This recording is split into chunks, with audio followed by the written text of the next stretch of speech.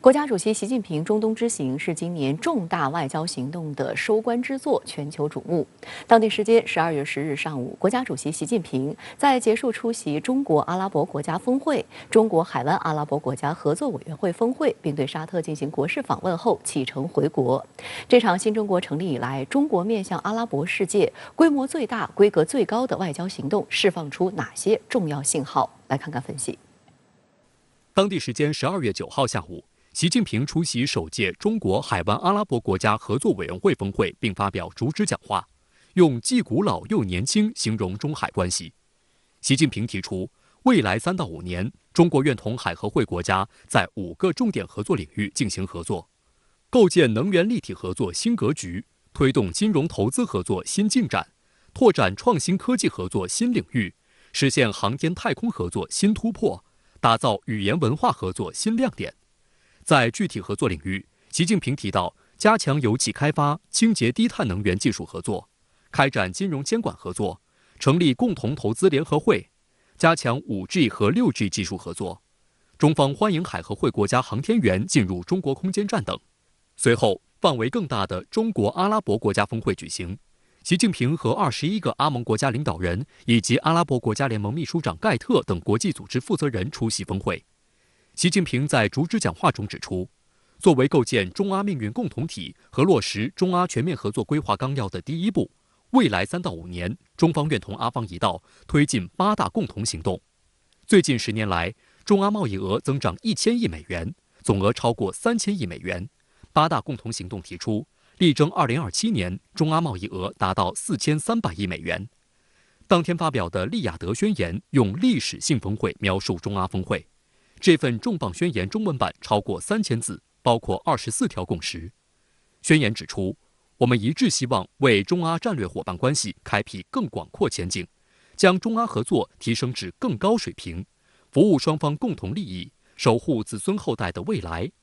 我们坚信，稳定和繁荣二者不可分割，没有可持续发展就没有真正的和平，没有安全、和平与稳定就没有发展和繁荣。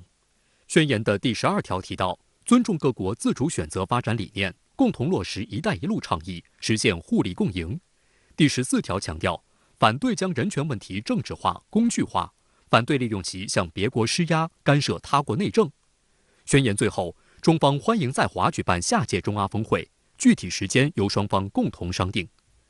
阿拉伯人消息报发表中东地区著名记者、作家阿卜杜勒拉蒂夫·麦纳维的署名文章表示，向设计举行这次峰会的人致敬，因为这显示了他们在政治、经济和安全关系多样化方面的远见卓识。麦纳维指出，峰会议程表明，在国际格局发生重大变化之际，阿拉伯国家与中国的战略伙伴关系迎来了一个重要而特殊的开端。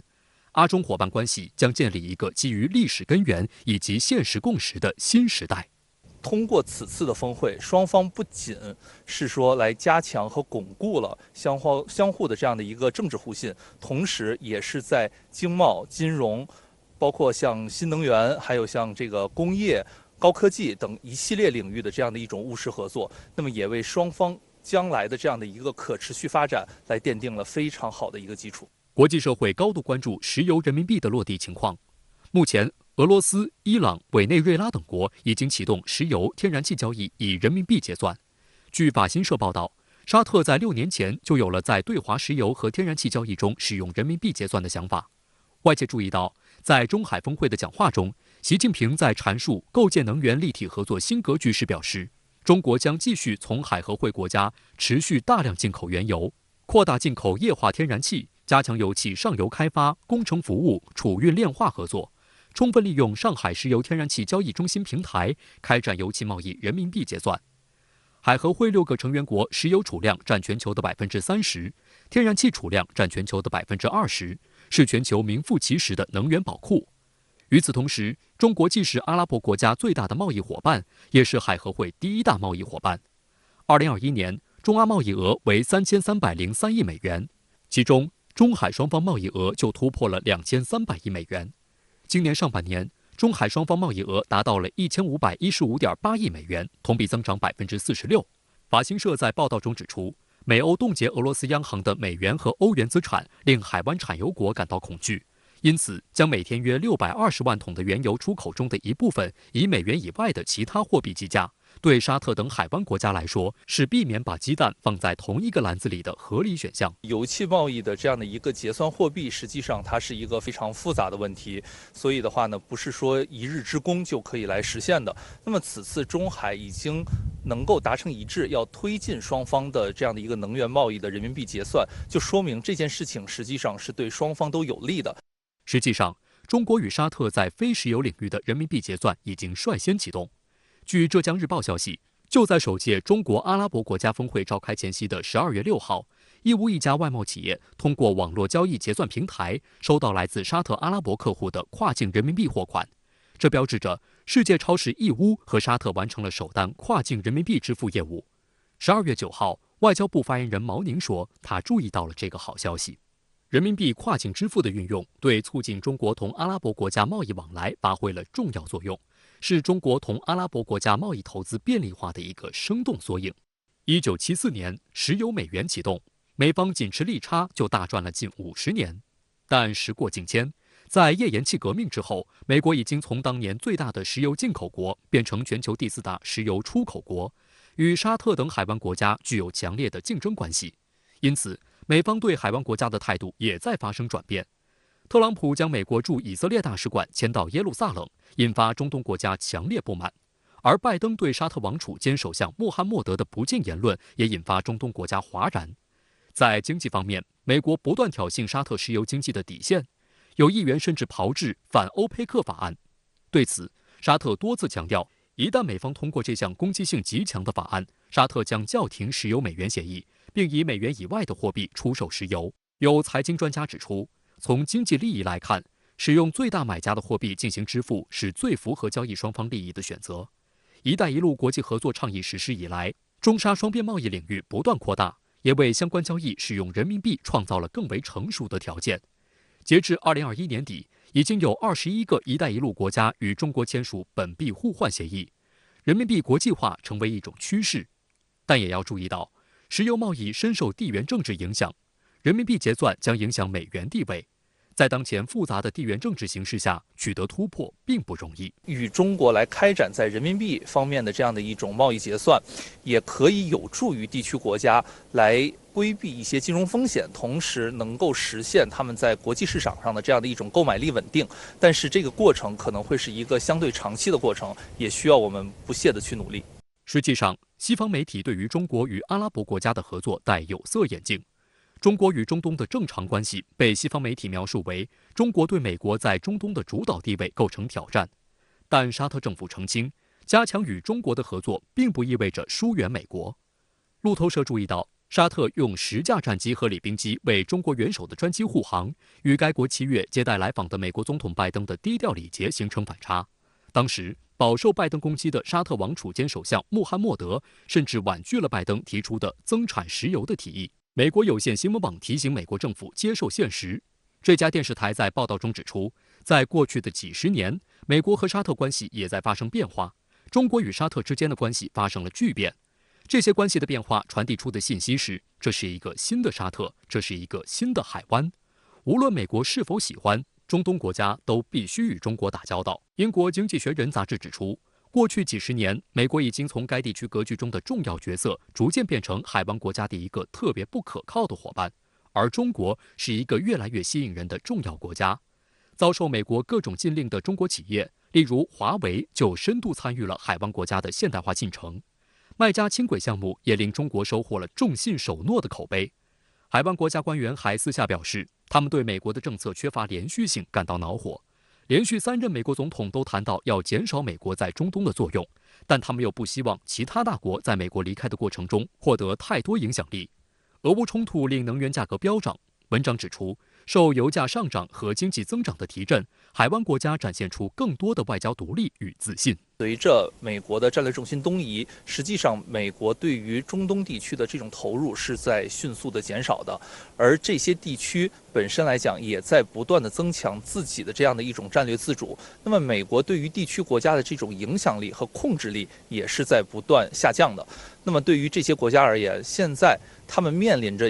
构建一个更加多元平衡的这样的一种外交和防务关系的这样的一种现实。因此的话，他们也更希望能够和更多的域外国家来开展更加务实的这种双多边的合作。相关话题来连线特约评论员刘和平。刘先生您好，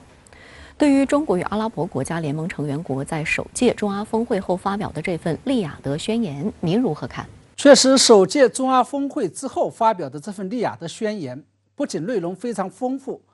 而且里面满满的干货，含金量非常高。我们只有放大时空背景，从人类几千年文明发展与交流史的大视野，以及当前国际政治与安全博弈的情势面临的问题，才能够准确把握了解这份利雅得宣言的精髓。这里所说的当前国际政治与安全博弈情势与面临的问题，主要指的是当前的国际秩序现状、中美之间大国博弈与美国在中东问题上的战略布局这几个方面。那对于利雅得宣言中强调要加强文明对话、尊重不同文化、杜绝在不同宗教文化背景人群中宣扬仇恨、极端思想和文明冲突，您作何解读？我认为实事求是来讲，无论是基督教文明还是伊斯兰文明，在历史上都曾经具有非常鲜明的排他性特质，也就是两者之间势同水火，互不相容。这就是过去1000多年以来，两大文明之间会发生伊斯兰文明西扩与十字军东征的原因。而进入到了近现代之后的西方文明，淡化了自己的宗教色彩，改以所谓的普世价值与民主政治的方式出现了，也就是要求伊斯兰世界也必须要接受西方倡导的以独立、自由、平等为核心的普世价值，并且接受西方政治制度，甚至是要求伊斯兰文明放弃自己的传统习俗，接受西方的生活方式。这不仅引起了伊斯兰世界的普遍反弹，甚至是引起了一些伊斯兰极端势力的疯狂报复。从中我们可以看出，过去基督教文明与伊斯兰文明并不是尊重、包容与对话，而是歧视、改变与冲突。明白了这一点，我们就知道为什么利雅得宣言要强调加强文明对话、尊重不同文明了。这主要是因为儒家文明本身就是倡导和谐与包容，倡导和而不同的。而中阿之间发表的利雅得宣言，也就意味着中国与阿拉伯世界之间正在尝试着为这个世界创立一种不同文明之间交流与合作的新典范，树立一个新标杆。利雅得宣言不仅强调要提升中阿战略伙伴关系，而且强调要尊重各国人民自主选择适合本国国情的民主发展道路和社会政治制度，反对借口维护民主干涉别国内政。您对此又是如何看？要回答这个问题啊，我们就得先了解一下当前国际政治与安全博弈的情势与面临的问题，尤其是美国跟周边大国在中东问题上的博弈态势。美国中东战略的主要目标仍然是在中东推行西方的价值观念与政治制度。为了实现这一战略目标，美国甚至不惜在阿富汗、伊拉克、利比亚发动了战争。同时，近年来美国与伊朗，甚至是跟自己的中东盟友沙特之间的矛盾，也是因为意识形态和人权问题而引起的。同时，为了控制中东局势，在战术策略上，美国还经常使用拉一派打一派的策略。奥巴马执政时期，为了压制中东逊尼派，就跟什叶派的伊朗签订了伊核协议。特朗普执政时期，为了团结逊尼派，改善以色列的生存环境，又废除了伊核协议，重新把伊朗树为了敌人。由于绝大多数中东国家普遍拒绝接受西方价值观念与政治制度，这就导致了近年来中东国家对美国普遍产生了普遍性的反感情绪。再加上美国在中东借力打力的平衡战术也被伊朗和沙特等国家看穿了，那么这就为同样反感西方价值观念与政治制度，主张不干涉他国内政，以及跟中东逊尼派与什叶派之间多维持了良好关系的中国与阿拉伯国家之间的合作提供了新的机遇。于是中阿双方在这些问题上就一拍即合了。我们看到了中阿之间发表的这份利雅得宣言，还谈到了以巴冲突问题。您对此又是作何解读？其实过去这些年来，美国无论是在跟中国还是阿拉伯国家打交道的时候，都存在着几大共同的问题。一个是以维护人权名义干涉了中国与阿拉伯国家的内政；二是不仅忽略了中国与阿拉伯国家在各自核心国家利益问题上的关切，甚至是故意侵犯了中国与阿拉伯国家的核心利益。那么众所周知，中国的核心国家利益中的核心，一个是台湾问题，一个是香港问题。而对于阿拉伯国家来说，他们面临的共同核心问题就是以巴冲突问题。而在这份利雅得宣言中，在以巴冲突问题上，中国坚定地站在了阿拉伯国家一边，也就是要求结束以色列对巴勒斯坦领土的占领，并根据联合国有关决议建立一个以1967年为边界的为基础的以东耶路撒冷为首都的独立的巴勒斯坦国，在两国方案基础上推动巴勒斯坦问题的公正、全面和持久解决。同样在台湾与香港问题上，阿拉伯国家在宣言中也完全认同与支持了中方的立场，也就是支持中方在一国两制框架下维持国家安全、发展完善香港民主的努力，重申台湾是中国领土不可分割的一部分，反对一切形式台独。这个也就意味着，在各自关切的核心国家利益问题上，中国与阿拉伯国家进行了战略上的相互支持。好的，也谢谢刘先生跟我们共同在线分享您的观点，谢谢。在俄乌激烈冲突的当下，美俄换球的消息震惊西方。美国女篮知名运动员布兰妮·格里纳和俄罗斯军火商维克托·布特12月8号各自回国与家人团聚。但美国媒体注意到，还有一名美国间谍惠兰被拜登政府抛弃。媒体揭露，实际上惠兰也是有机会回国的。拜登为何选择篮球明星而不是惠兰？美俄换球对俄乌冲突有何影响？孙琦独家解读。日本、英国和意大利9号发表联合声明，称将共同研发下一代战机，并争取在2035年之前投入使用。不过，也有观察家并不看好这个项目。可以作为前车之鉴的是，日本自己的星神隐身战机在2017年就宣布因技术不达标而终止研发。但这宗日本自2战以来首次在美国之外进行重大防务合作，仍值得高度警惕。根据日本、英国和意大利9号发表的联合声明，下一代战机项目合作旨在为把英国主导的未来作战空中系统项目及暴风雨项目与日本的 FX 项目结合起来，打造一个新的第6代战机项目。三国将这一合作项目命名为全球空战计划，英文简称 GCAP。英国媒体报道称，项目成功后还将计划出口战机给其他国家，但日本方面对此暂无回应。有日本媒体指出，这将违反武器出口3原则，在日本还存在法律上的障碍。据悉，全球空战计划实际上是将日本推进的 FX 战机研发项目与英国和意大利联合推进的暴风战机开发计划合二为一。日本防卫省表示，与英国和意大利合作研发可以降低成本，同时也有利于新的战机符合北约的标准，可与美军指挥系统对接。新项目的主要承包商包括日本30重工、英国航空航天系统公司及意大利航空电子公司里奥纳多。这3家公司将主导战机的整体设计，引擎由日本30电机、石川岛波摩重工业以及英国罗洛公司和意大利 Avio Aero 负责。欧洲导弹集团公司也会加入。英国政府9号发布的消息稿透露了这一隐身喷气式战机项目的更多细节，包括研发预计于2024年开始，2035年飞上天空。此外，新战机将集成英、日、意3国各自的技术，其下一代，也就是第6代的特征体现在无人驾驶、先进传感器、尖端武器和创新数据系统等一系列增强版能力方面。值得注意的是，新战机还将加入网络战能力。这代机整体的概念说实话现在还不成熟，更多的就是在进行炒作。你看看日本、意大利还有英国现在推出来这种想象图，那实际上也是那个概念。具体是什么样子呢？三国实际上还没有完全搞定，也就是三国分工呢，基本上现在呢还可以确定，但是呢详细要操作起来的话，难度呢非常之大。日本共同社则在报道中指出，三国领导人在联合声明中表示，将通过战机联合研发计划建立长期防务关系，加强合作国的军事、技术优势及国防基础。观察指出，合作研发大型武器的难度较大。对于日本来说，防卫费的急速膨胀是该国参与这一项目的关键。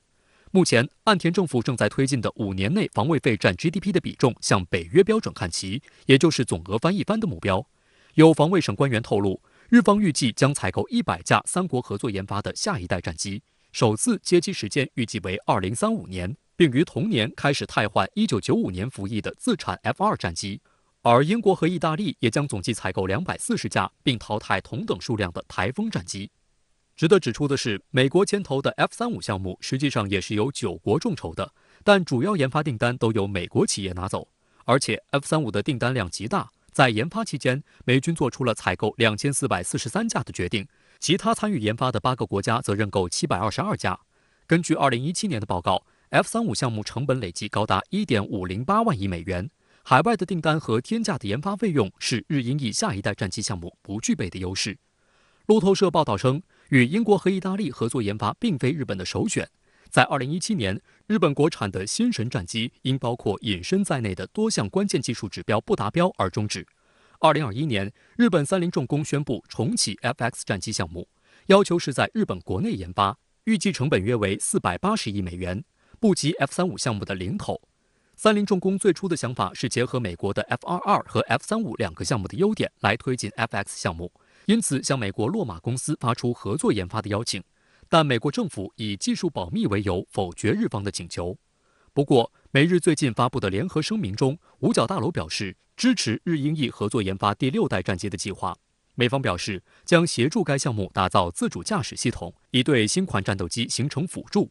日本经济新闻指出，日本自卫队目前的尖端技术采购均依赖美国，美方现在展现出支持的意愿，实际上是想横插一杠，保持对日本武器研发的牵制。而日本也有借新战机项目提高对美方武器采购时的砍价能力的目的。日本有野心，他一直呢想成为一个所谓的正常国家，而在正常国家要走的前一步就是呢军事正常化，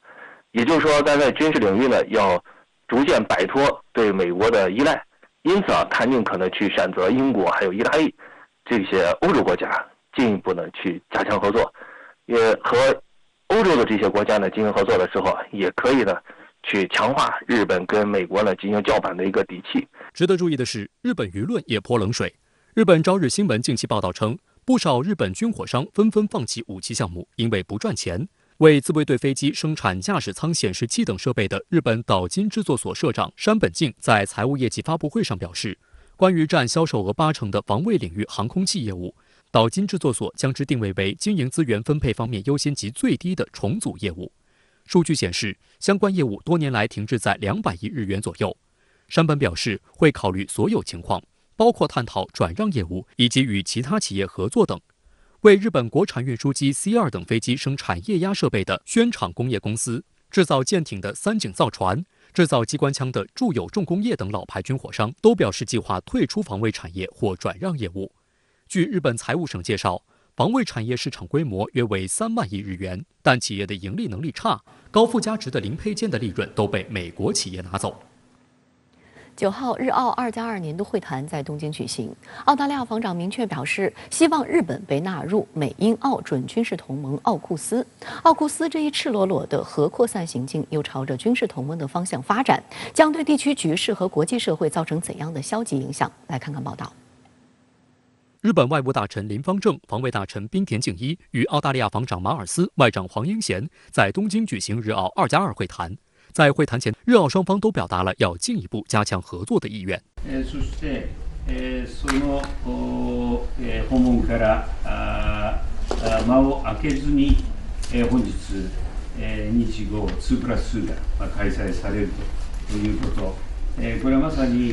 両国の特別な戦略的パートナーシップを。Australia and Japan have a strong strategic alignment, and there's a lot of reasons why our countries should work together. But,the relationship is so much more than that. 值得警惕的是，澳防长马尔斯声称希望日本被纳入美英澳准军事同盟奥库斯。他还强调，奥库斯旨在为澳大利亚海军部署核潜艇提供军事能力和技术的合作。在此基础上，建立包括日本在内的更多国家参与的新框架，在高超音速技术和网络对策等方面进行合作是有益的。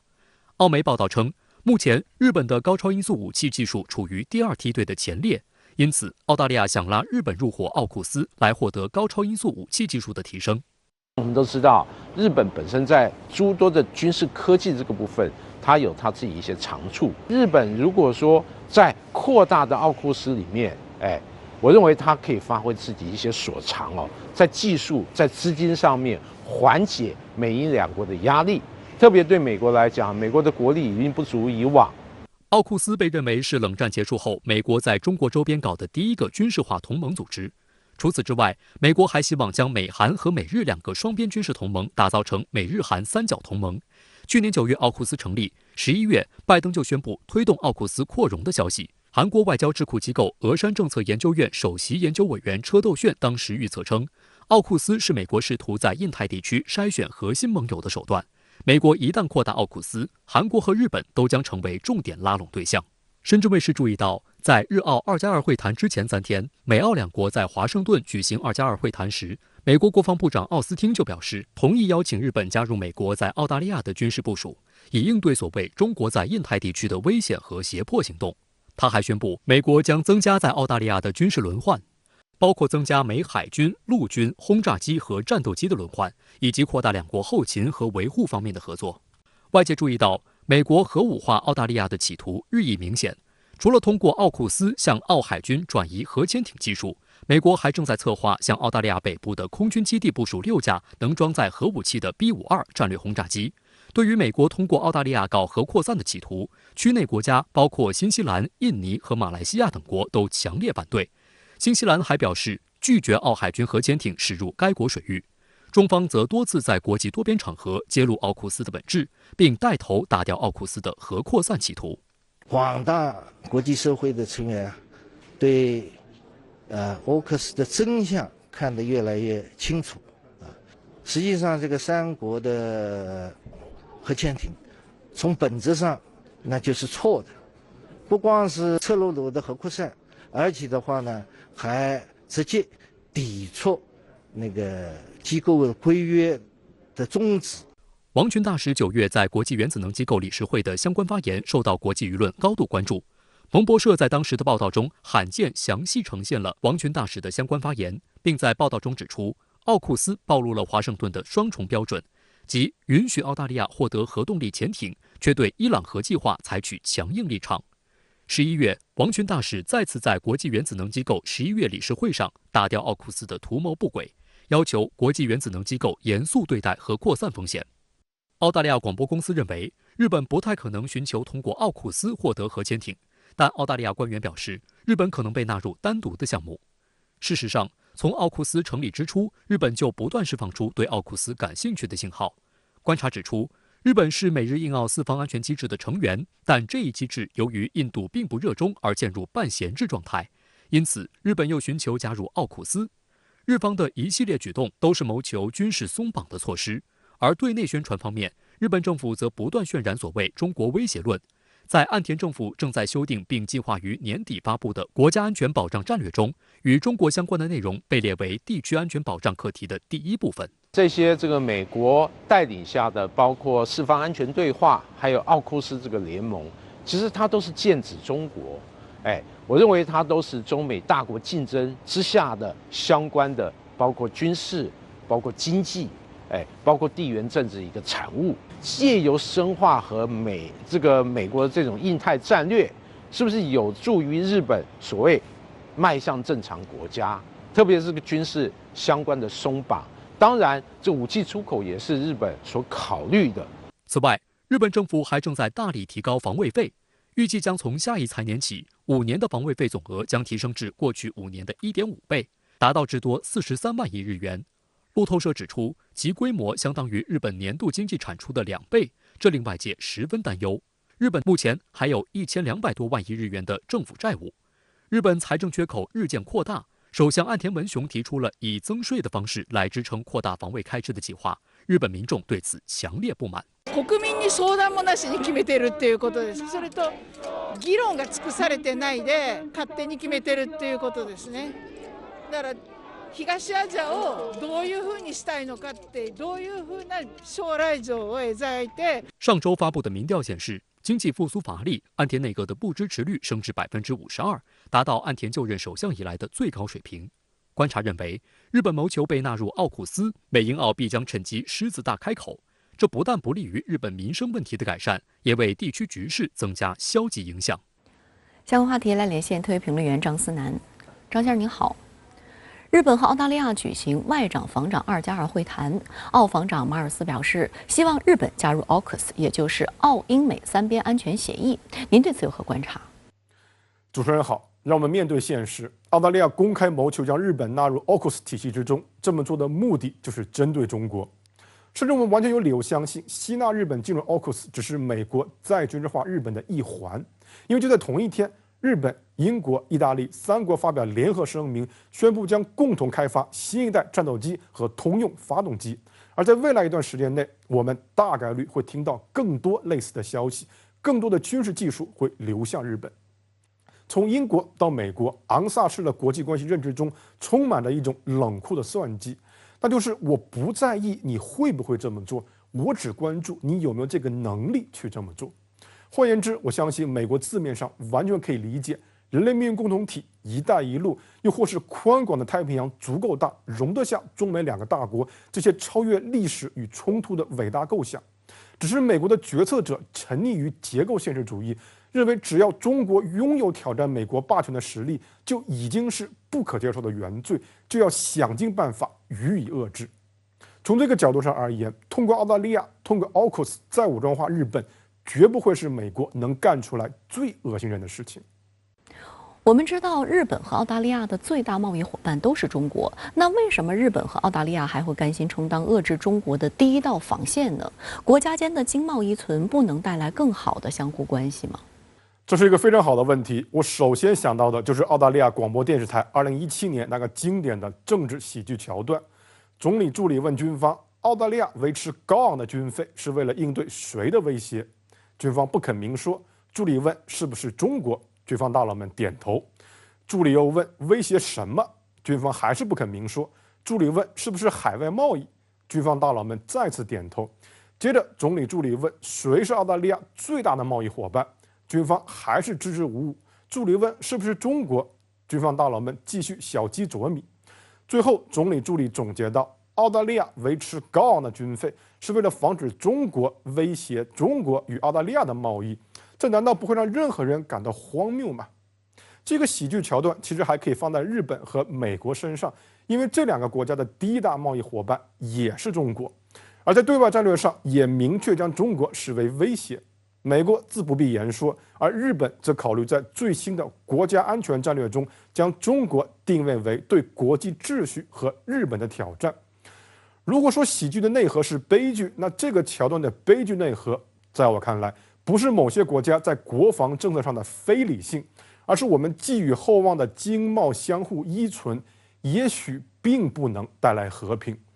事实上，自从基欧汉和约瑟夫奈在1971年提出复合相互依赖理论以来，国家间的相互依存会带来和平这一概念是如此的深入人心，以至于我们忘记了这是一个基于逻辑推演出来的理论，而非一个基于历史事实的判断。简单回溯一下历史，我们就可以发现，无论是太平洋战争时期的日美，亦或是2次世界大战中的德国与英国，他们在战争爆发之前都是各自区域内最重要的贸易伙伴。讽刺的是，就在第1次世界大战爆发后，在最开始的那几周里，巴黎、伦敦、柏林的商人们依旧相信这场战争不过是场小摩擦，因为互相之间有着极为巨大的贸易往来。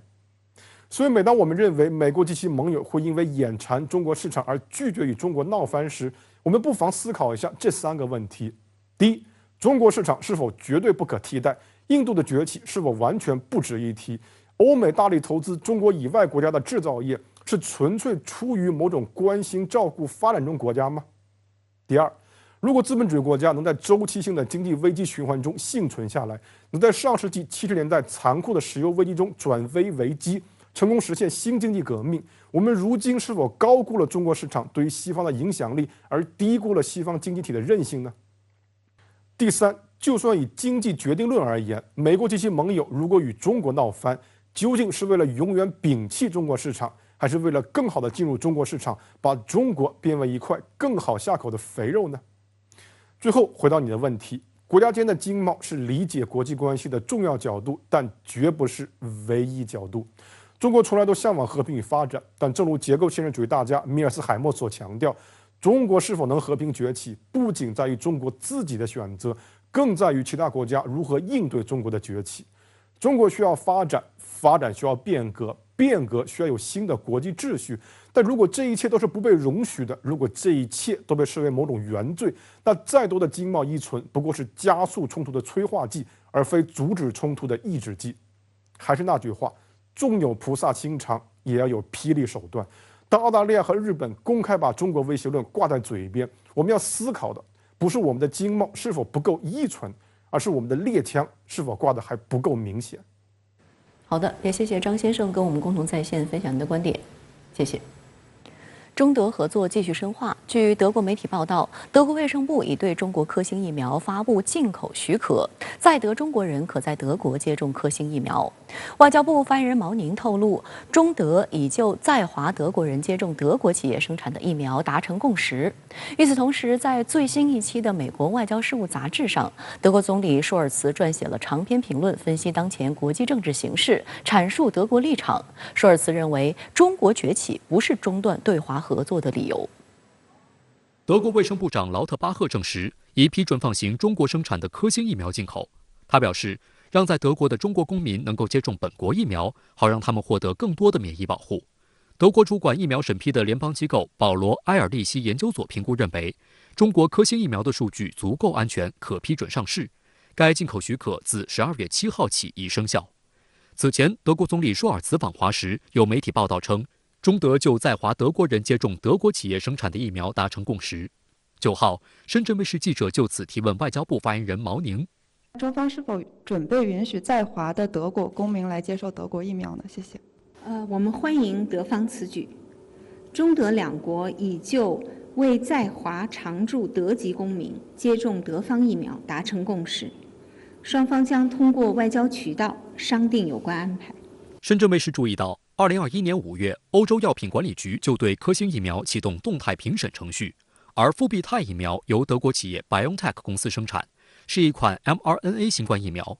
实际上，复必泰疫苗是由中国企业复星医药与 BioNTech 合作开发。BioNTech 是欧洲最大的医药独角兽企业，当时特朗普女婿库什纳还有意收购这家德国企业，被默克尔叫停。2020年3月，复星医药向 BioNTech 投资1.35亿美元，用以合作开发疫苗。复星医药负责疫苗的临床试验，并获得大中华区独家销售权益。